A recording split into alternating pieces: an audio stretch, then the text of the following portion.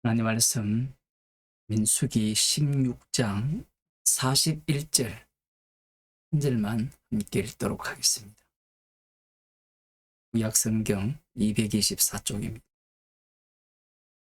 이튿날 이스라엘 자손의 온 회중이 모세와 아론을 원망하여 가로되 너희가 여호와의 백성을 죽였도다 하고, 정말 놀라운 일이 벌어지고 있죠. 아마 이 본문을 읽는 타칭 성도라 합시다. 성도들이 이 본문을 읽을 때 어떤 생각을 할까요? 그 전날 하루도 지나지 않았어요. 24시간도 지나지 않았는데 그 전날 여호와께서 땅을 벌려서 고라에게 속한 자들을 다 삼키게 하시고, 그리고 250명 향로를 든 자들을 여호와께로부터 나온 그 불이 불살랐습니다. 그것을 목격하면서 두려워서 도망친 자들이 이스라엘이에요. 물론 인구가 많기 때문에 모든 사람이 두 눈으로 목격한 것은 아니에요. 그러나 그 사건을 목격했음에도 불구하고 24시간이 지나지도 않았어요. 그 다음날 이스라엘 자손의 온 회중이 떼거리로 몰려왔습니다. 여호와 하나님께서 온 회중을 다 죽이시겠다고 한 그 이유를 여기에서 우리들은 알 수 있는 거예요. 이들이 지금 무슨 말을 하는지를 한번 봐야 돼요. 모세와 아론을 원망하여 가로되 너희가 여호와의 백성을 죽였도다, 이렇게 말을 하죠. 여호와의 백성을 죽였다라는 것, 이 말이 굉장히 중요해요. 이 말을 근거로 하여서 이들이 여호와 하나님의 심판을 목격했음에도 불구하고 24시간도 지나지 않았는데 모세와 아론에게 찾아와서 원망하면서 모세와 아론을 대적하는 이유를 알 수 있는 것. 지금 이들은 여호와 하나님의 심판에 대해서 부당함을 말하고자 하는 게 아니에요. 그러면 무엇을 말하고자 하느냐? 지도자가 잘못되었다라는 것.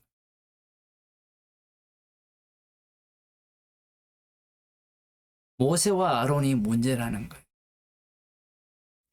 모세와 아론이 진정한 지도자라면, 여호와 하나님께서 세우신 지도자라면 여호와 하나님의 백성을 죽도록 하면 안 된다라는 이야기입니다. 논리가 치밀하죠. 출애굽부터 지금까지 거의 40년 가까이 왔다라고 볼 수 있는데, 40년이라면 적은 세월이 아니잖아요. 그동안 경험하고 목격하고 그것을 제대로 살펴본 겁니다. 그 결과 이 모세와 아론이 과연 하나님께서 세우신 지도자가 맞느냐, 그 자격이 있느냐라는 거예요. 물론 하나님께서는 선택하여서 구별하셨다라고 말씀을 하셨지만, 정말 그러하다면 모세와 아론 너희들이 진짜 우리들의 지도자라면 여호와의 백성을 죽도록 하면 안 된다는 것. 이들의 마음을 교묘히 감추고 있죠. 감추고 있으면서 이들의 본심을 드러내는 거예요.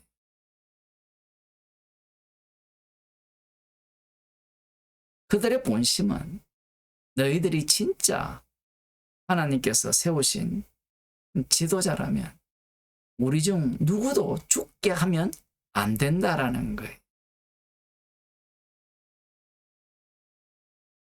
이들이 원하는 왕은 고라의 말에 왜 이들이 공감을 하고 함께 한편이 되었느냐라고 하면 그 중에 죽은 사람들이 형제도 있었고 광야 중에 뭐 남편이 있을 수도 있고 아내가 있을 수도 있고 자녀가 있을 수도 있는데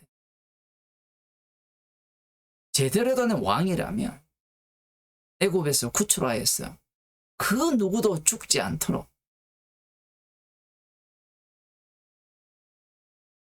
제대로 가르치고 제대로 보살피고 설득하고 이해시켜서 약속의 땅으로 인도해야 되지 않느냐라는 거예요. 모든 문제의 근원은 모세와 아론에게 있다라는 것.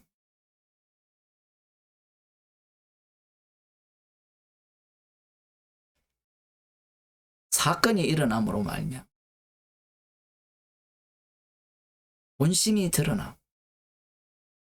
본심이 드러남으로 말미암아 언약은 더 선명하게 돋보이게 되는 거예요. 희생자가 발생하죠. 모세와 아론이 자신들을 살린 자들을 죽이려고 하는 거예요. 그러면서 그들의 본심도 드러나는 것.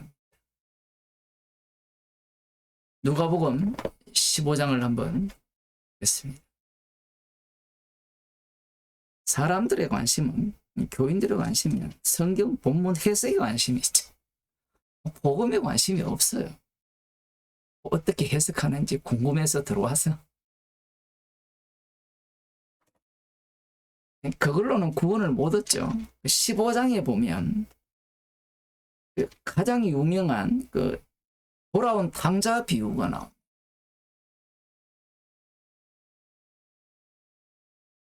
한 사람에게, 어떤 사람에게 두 아들이 있는데 둘째가 아버지에게 이렇게 말합니다. 재산 중에서 내 분깃을 내게 달라 주세요라고 요청을 해요. 그러자 아버지가 분말하지 않고 둘째 아들의 요청에 첫째 아들의 분깃까지 다 나눠줍니다. 이걸 우리들은 기억하고 있어야 돼요. 성경에 보면 예수님의 비유가 이렇게 되어 있죠. 아비가 그 삼림을 각각 나누어 주었더니 12절 하반절이죠. 각각 나누어 줬는데 둘째가 며칠이 못 돼요.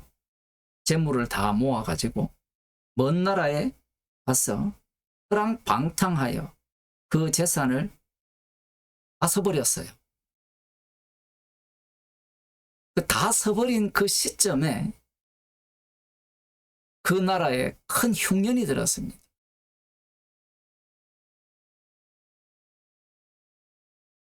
재물이 많을 때는 생존을 위한 재물이 아니에요. 그런데 다 써버리고 돈이 없잖아요. 흉년이 들었어요. 흉년이 드니까 먹을 것이 없는 겁니다. 비로소 궁핍하였다 이렇게 이야기합니다. 그래서 가서 그 나라 백성 중 하나에게 붙여 사는데 그가 저를 들로 보내어 돼지를 치게 했어요. 성경에서 재밌는 게 이겁니다. 예수님의 비유가 저가 돼지 먹는 쥐염 열매로 배를 채우고자 하되 주는 자가 없는지라. 일당을 주지도 않았던 모양입니다. 아니면 허기를 채울 수 없는 정도. 열정페이죠, 일종의. 돼지 먹는 지엄 열매로 배를 채우고자 하되 주는 자가 없는지. 아무도 이 사람을 돌아보지 않습니다. 그러자 이 둘째가 스스로 돌이켜 가로되 내 아버지에게는 양식이 풍족한 품꾼이 얼마나 많은고 나는 여기서 줄여 죽는도다. 내가 일어나 아버지께 가서 이르기를 아버지여 내가 하늘과 아버지께 죄를 얻어사오니 지금부터는 아버지의 아들이라 일컬음을 감당치 못하겠나이다. 나를 품꾼의 하나로 보소서 하리라 하고. 자, 이 둘째 아들의 이 말의 핵심이 뭐예요? 왜 이 말을 합니까? 우리가 보기에는 둘째 아들이 자기 잘못을 뉘우치고 회개하고 제가 아들됨을 감당치 못하겠습니다. 죄를 얻었습니다. 품꾼의 하나로 서주세요. 이런 이야기를 하는 것 같죠. 물론 지금 생각을 하는 겁니다. 실제로 가서 그렇게 얘기를 하죠. 그런데 이 둘째 아들의 목적은 딱 하나죠. 궁핍하였을 때 먹을 것이 없었잖아요. 그러면 아버지가 생각나고 아버지의 품꾼이 생각났잖아요. 그래서 왜 이런 생각을 했느냐라는 거예요. 생존을 위해서입니다. 우린 돌아온 탕자를 이야기할 때 탕자가 회개했다고 하잖아요. 교회에서 간증하는 이야기를 들어보면 자기 과거에는 어땠는데 지금 돌아온 탕자가 되었다. 돌아온 탕자는요, 자기의 본심을 아버지 곁에 있을 때는 몰랐어요. 떠났을 때 안 거예요. 나의 생존이 우선이라는 것. 그 생존이 우선이라는 걸 그대로 담고 돌아오는 겁니다.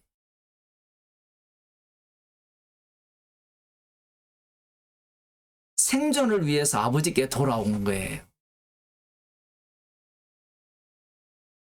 그런 마음을 지금 품고 돌아가겠다고 하여서 돌아왔는데 아버지의 마음은 아들과 전혀 달라요.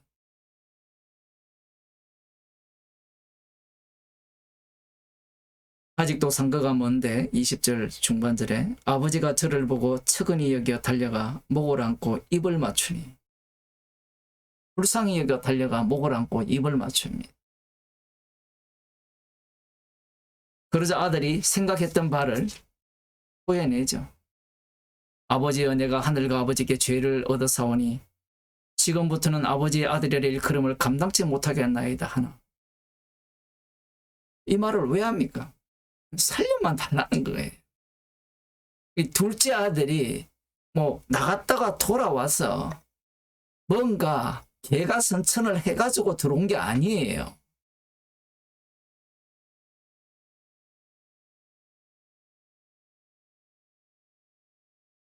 아버지는 개가선천한 것에 관심이 없어요.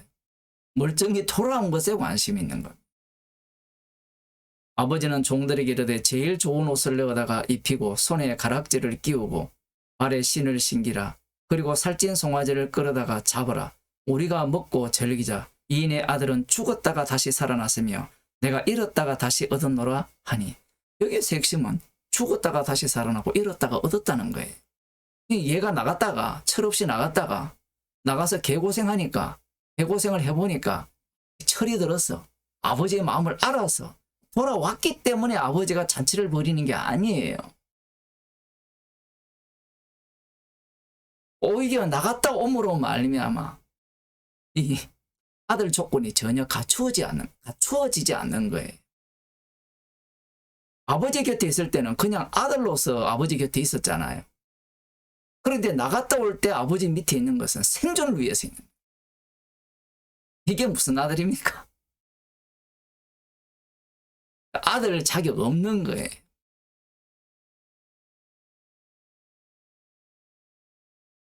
이러한 내용을 지금 담고 있는 거예요.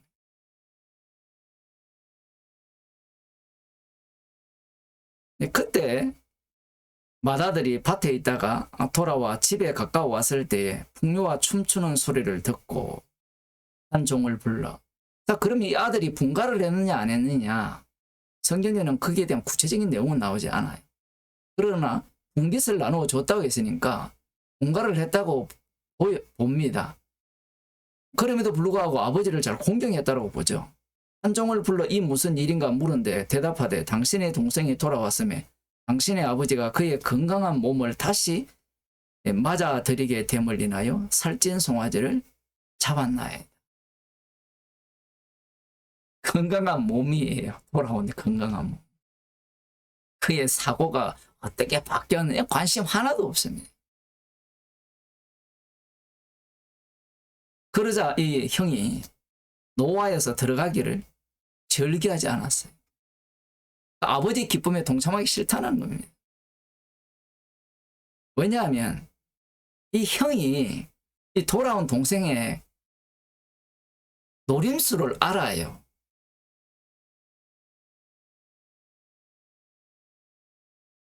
아버지께 대답하여 가로되 내가 여러의 아버지를 섬겨 명을 어김이 없거늘 내게는 염소 새끼라도 주어 나와 내 벗으로 즐기게 하신 일이 없더니 아버지의 살림을 창기와 함께 먹어버린 이 아들이 돌아오매 이를 위하여 살찐 송아지를 잡으셨나이다. 형은 제대로 보고 있는 거예요. 이 돌아온 탕자는 살림을 창기와 함께 먹어버린 탕자예요. 아들이 동생이라는 거예요. 지금 형이 불만은 그거죠. 나는 지금 여러의 아버지를 섬겨 명을 어금이 없었는데 여기까지만 말했으면 참 좋은데 그 뒤에 이제 이 형의 본심이 나와버립니다. 내게는 염소 새끼라도 주어 나와 내 벗으로 즐기게 하신 일이 있더니 뭔가 노림수가 있었던 거예요. 노림수가 있었던 거예요. 둘째 아들이 나갔다가 돌아오니까 그 큰 형이 나름대로 효도했다 했는데 열심히 아버지를 공경했다고 했는데 공경한 목적이 드러난 거예요. 그 이유가 드러나는 거예요. 지금 이거 비유잖아요. 이건 뭐 누가 봐도 바리새인과 서기관들에 대한 이야기거든. 그들이 왜 여호와 하나님을 섬기느냐? 왜 율법대로 사느냐? 그 이유는 보상입니다. 그들이 기다리는 메시아 왕국에서 이 왕 같은 제사장, 이 제사장이 핵심인데 이 제사장은 그냥 빼버리고 왕과 대등한 위치, 1인자는 메시아니까 그 아래에 다윗왕 아래에 2인자, 3인자 이런 어떤 권력을 꿈꾸고 있는 자들이죠. 지금 예수님 옆에 온 자들이 세리와 창기거든. 그들과 함께하니까 15장 1절에 보면 모든 세리와 죄인들이 말씀을 들으러 가까이 나오며 바리새인과 서기관들이 원망하여 가로되 이 사람이 죄인을 영접하고 음식을 같이 먹는다 하더라. 온 이스라엘 회중이 모세와 아론을 원망했잖아.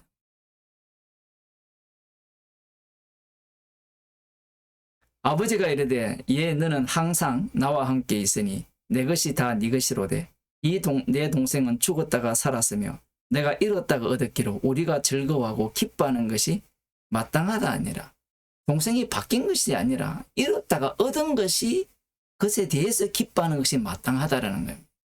이건 비유거든요. 이 자체를 갖고 설명을 하면 말씀의 의미를 찾아낼 수가 없습니다. 지금 이 비유는 바리새인과 서기관과 세리와 창기 이 비유거든요. 그러면 바리새인과 서기관에게 지금 31절에서 예수님의 말씀이 먹히느냐 할 때는 안 먹혀요. 그 예수님의 말씀은 심판의 말씀입니다. 너희들은 죽었다 깨어나도 내가 세리와 죄인과 함께 먹는 이유를 모른다라는 거예요. 하나님께서 세상을 만드신 목적이, 이스라엘을 만드신 목적이 지금 그들 앞에서 세리와 창기와 함께 먹는 그 예수 그리스도의 주되심을 드러내기 위한 목적이거든요. 그분이 주가 되려면 십자가를 지셔야 됩니다. 그 십자가 지심의 의미를 제대로 드러내는 자들이 세리와 창기예요. 십자가를 위한 세상인데 이 큰형은 자기를 위한 세상이라고 생각하는 거예요. 이 큰형의 모습이 이 세상에 살아가는 모든 사람들의 모습입니다. 제가 예수님을 믿습니다. 주님으로 고백합니다. 정말 십자가만 붙듭니다. 그 다음 배우의 그 뒤쪽에 묵음이 처리되어 있죠. 뭘 주시겠습니까? 그 뭘 주시겠습니까? 라는 그 마음을 지금 이 큰형이 그대로 대변하고 있는 거예요. 마치 모세와 아론을 엄황하면서 너희들이 여호와의 백성을 죽였도다. 명분은 확실하죠. 맞는 말을 해요. 맞는 말을 하는데 그 바탕에는 자기들의 구원이 목적이고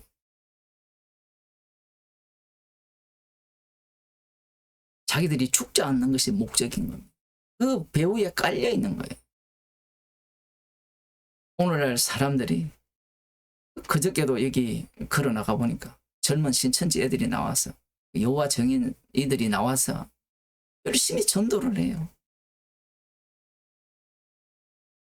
얼마나 얼굴이 밝습니까? 신천지 애들은 좀 안 밝아요. 왜냐하면 14만 4천을 유지하려면 얼마나 애를 써가야 되겠어요. 그들은 결국 이용당할 뿐입니다. 14만 4천이 넘어가면 성경에 다른 구절이 나오거든. 알곡과 가라지가 나오고 그걸 갖고 알곡인지 가라지인지 열매를 맺는지 안 맺는지 그 시합을 붙여버리면 결국은 사람의 종으로서 열심히 살다가 지옥으로 살다가 지옥으로 갈 뿐이에요.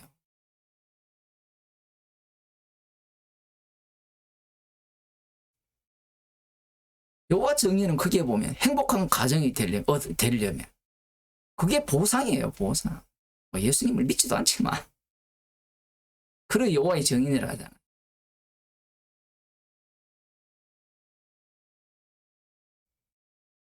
십자가 지신 예수님을 위한 세상이라고 생각도 못하는 거예요. 누가? 이 바리새인과 서기관들. 그들이 오늘 본문 민수기 16장 41절을 모를까요? 알아도 어느 길에 서는가 하면 그 본문을 어떻게 해석하는가 하면 그들은 잘못되었다라는 모세와 아론을 원망하면 안 된다는 거예요.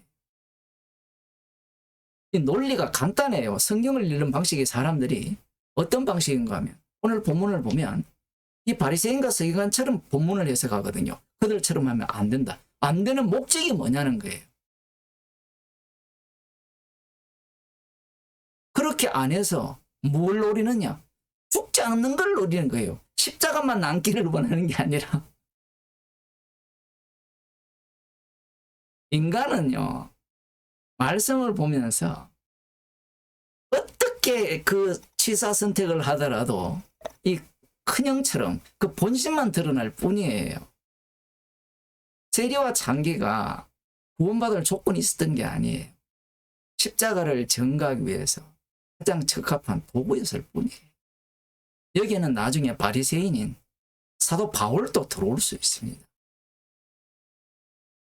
백부장인 고넬료도 들어올 수 있어요. 전혀 다른 계층이잖아요. 인간 세계에서. 돈을 가진 것과 이 가지지 못한 이 경제적 격차가 얼마나 큽니까? 그럼 모든 것들이 인간의 비교 대상이죠. 그런데 주님이 찾아버리면 백부장 고닐료가 되었다, 공인이 되었다, 아니면 바리새인이 되었다, 세리와 창기가 되었다, 십자가의 피를 증거하기 위한 죄인으로 만들어지는 겁니다. 그래서 그들은 십자가를 자랑하는 거예요. 돌아온 탕자를 설교하면서 앞서도 그런 얘기했지만 우리 탕자들 간증을 얼마나 많이 들어봤습니까? 그 탕자들이 뭘 간증합니까? 과거에는 술을 먹었는데 이제는 술도 안 먹고, 과거에는 수많은 악한 짓을 하고 요구들 하고 인간이 할 짓을 다 하다가 이제는 그런 걸 아무것도 안 하는 돌아온 탕자. 주님 그런 사람 안 받아요.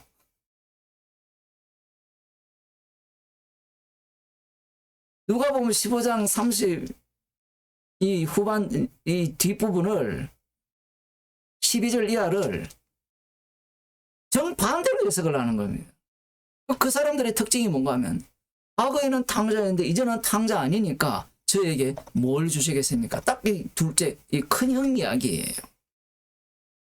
그러니 주님이 나에게 주실 것을 주실 것이라 생각합니다. 사건이 일어나야 돼요. 교회에 전도 받아가지고 술 먹는 사람이 술 안 먹고 와서 간증하는 사건이 일어나면 본성이 드러나요.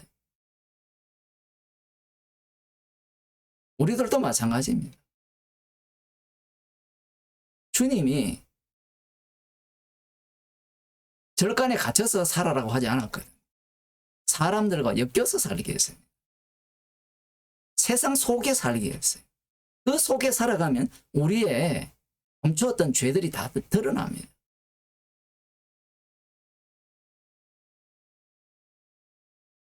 성도는 어느 데 위치일까요? 성도는 돌아온 탕자입니까? 둘째입니까? 첫째입니까?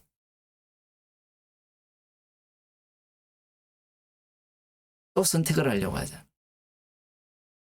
둘째가 되었다가 첫째가 되었다가 첫째가 되었다가 둘째가 돼요. 왜냐하면 먼저 된 자가 나중되고 나중된 자가 먼저 된다는 예수님의 말씀은 늘 현실이기 때문에, 현재 지금이기 때문에, 십자가 사건이 반복이기 때문에 십자가를 전가하기 위한 성도라는 거예요. 그러면 우리는 이런 상황 속으로 내몰리면 십자가를 자랑케 하기 위한 죄인 만드는 주님의 일하심 속에 합류당하는 겁니다. 그러면서 십자가의 사랑의 깊이를 알아가는 거예요. 우리가 돌아온 탕자가 되어버리면 어떤 사태가 되는 거냐면, 돌아온 탕자 요 과정 동사가 되어야 되는데 나 돌아왔다가 되어버리면 십자가를 전할 길이 없어. 요 과정 속, 그럼 형이 어디에 합류해야 됩니까? 이 동생이 합류당해야 돼. 이 15장 이 돌아온 탕자 비유를 보면 꼭 가인과 아벨 같아.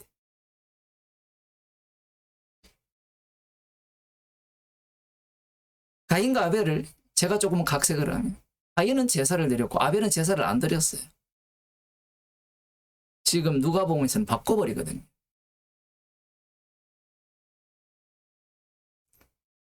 동등했다면 큰형이 이런 소리를 안 해요. 그러나 똑같은 이야기를 할 필요가 없잖아요. 이걸 창세기로 가게 되면 가인은 제사를 드렸는데 하나님이 안 받고 아벨은 안 드렸는데 받아버린 거예요.